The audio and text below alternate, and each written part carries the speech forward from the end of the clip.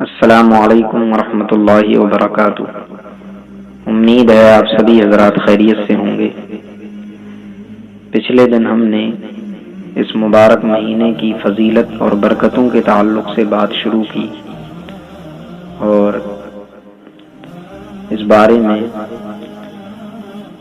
ہم سب کے آقا و مولا حضور سید عالم صلی اللہ علیہ وسلم کی کچھ حدیثیں بیان کی۔ آج بھی اس تعلق سے کچھ حدیثیں بیان کرنا ہے، لیکن اس سے پہلے یہ عرض کر دوں کہ جن چیزوں پر ہمیں ایمان لانا ضروری ہے ان چیزوں میں سے جنت اور دوزخ بھی ہیں، اور یہ اب سے ہزاروں سال پہلے بنا دی گئی ہیں۔ اللہ رب العزت نے ان کو پیدا فرما دیا ہے۔ یہ کتنی بڑی ہیں اس کا علم تو اللہ کو اور اس کی عطا سے ہم سب کے آقا و مولا حضور سید عالم صلی اللہ علیہ وسلم کو ہی ہے، لیکن کچھ باتیں جو حضور کے کچھ ارشادات سے، آپ کے فرمانے سے ہمیں معلوم ہوئی، تو ان میں سے کچھ باتیں یہ ہیں کہ جنت کے 100 درجے ہیں اور ہر 2 درجوں کے بیچ کی دوری اتنی ہی ہے جتنی کہ زمین سے لے کر آسمان تک ہے۔ اور ترمذی شریف کی ایک حدیث میں یہ آیا کہ جنت کا 1 درجہ اتنا کشادہ ہے، یعنی اس میں اتنی جگہ ہے، اتنا اسپیس ہے کہ سارا عالم اس میں سما سکتا ہے، اس کے باوجود بھی اس میں جگہ باقی رہے گی۔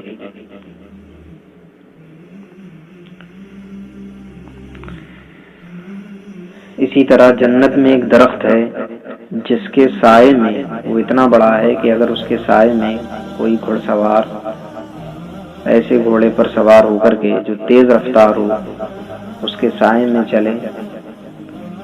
تو 100 برس گزر جانے کے باوجود بھی اس کا سایہ ختم نہیں ہوگا۔ اس کے دروازوں کے بارے میں آیا کہ جنت کا ایک دروازہ، جنت کے 8 دروازے بتائے جاتے ہیں، تو ان میں سے ایک دروازہ اس کا اتنا بڑا ہے کہ اگر اس دروازے کے ایک چھوڑ سے ایک تیز رفتار گھوڑے پر سوار ہو کر ایک انسان چلے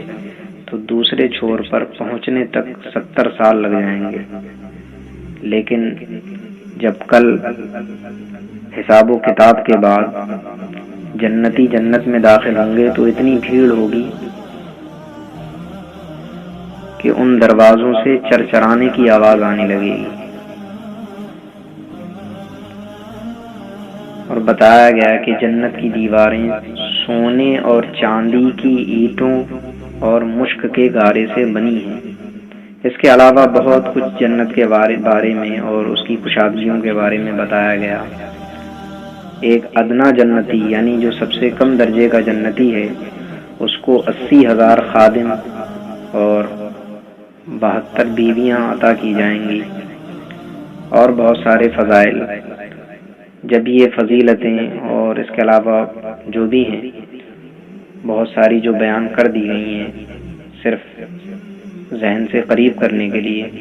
تو جب یہ کافروں نے سنی تو انہیں تعجب ہوا اور انہوں نے مذاق کیا، انہوں نے ٹھٹا کیا، تو اللہ رب العزت نے قرآن پاک میں ان سے فرمایا کہ افلا ينظرون الى الابل کیف خلقت، کہ تمہیں یہ چیزیں مذاق لگ رہی ہیں تو تم اونٹ کی طرف یہ لوگ کیوں نہیں دیکھتے، یہ کافر، کہ وہ کیسے پیدا کیا گیا، اس کی تخلیق میں غور کیوں نہیں کرتے۔ وَإِلَى السَّمَاءِ كَيْفَ رُفِعَتْ، اور آسمان کی طرف کیوں نہیں دیکھتے کہ وہ کس طرح سے بلند کیا گیا،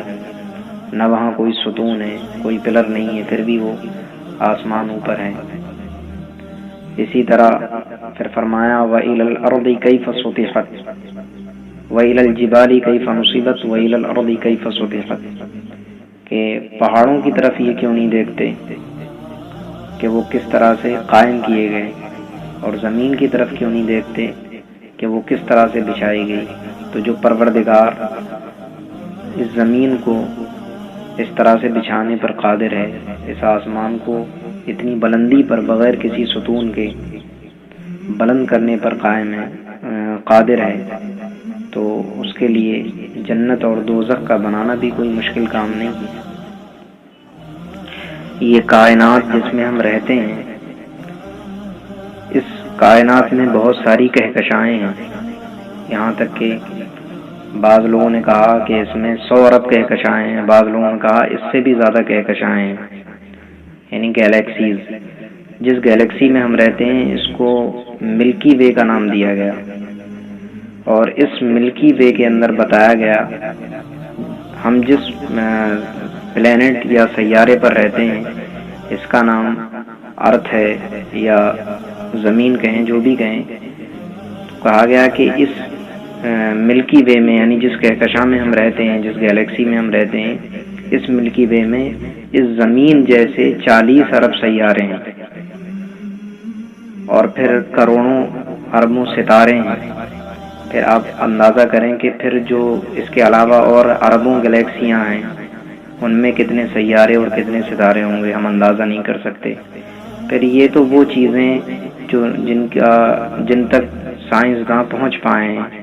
یا انہوں نے کوشش کر کے وہاں تک رسائی حاصل کی ہے، اس کے علم تک وہاں تک پہنچے یا نہیں پہنچے، لیکن کوشش کر کے اپنے علم سے ان کو پتہ لگانے کی کوشش کی۔ لیکن یہ بھی تھوڑا سا علم ہے۔ البرٹ آئنسٹائن جو بہت بڑا سائنٹسٹ ہے، اس نے یہ کہا کہ انسان کی عقل کتنی بھی تربیت یافتہ ہو جائے، کتنی بھی اعلیٰ قسم کی عقل ہو، لیکن وہ اس کائنات کا، اس عالم کا احاطہ نہیں کر سکتا، گھیر نہیں سکتا۔